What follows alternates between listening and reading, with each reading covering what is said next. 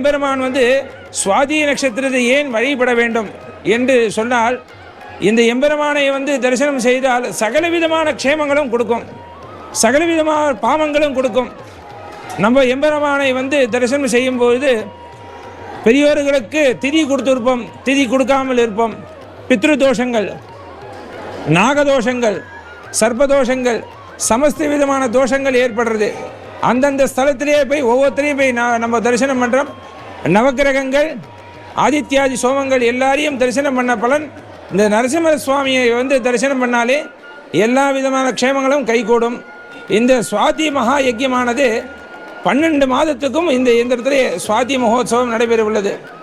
இந்த யஜ்யத்தில் எதிர்கோசம் செய்ய வேண்டால் இந்த லோகம் முழுக்கும் இருக்கும் ஜீவராசிகள் எல்லாரும் நன்னா இருக்க வேண்டி, இந்த கிராமங்கள் சுபிக்ஷமாக இருக்க வேண்டி, இருக்கிற ராஜா, இந்த ராஜா இந்த தமிழ்நாட்டை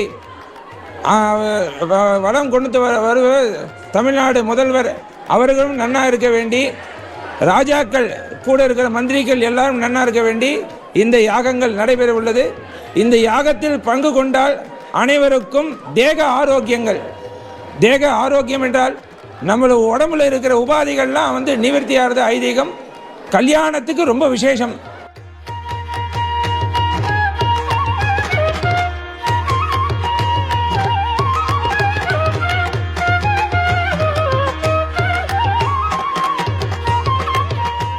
இந்த திருக்கோயிலை பற்றிய முழு விவரங்களை தெரிந்து கொள்ள எங்களுடைய கோ டெம்பிள் யூடியூப் சேனலில் பாருங்கள்.